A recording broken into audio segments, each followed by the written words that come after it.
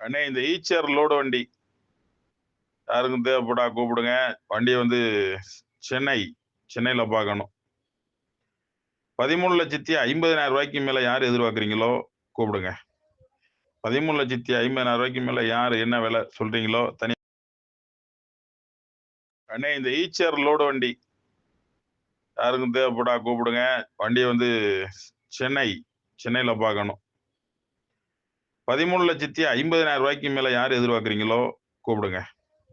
13,50,000 மேல யார் என்ன விலை சொல்றீங்களோ தனி.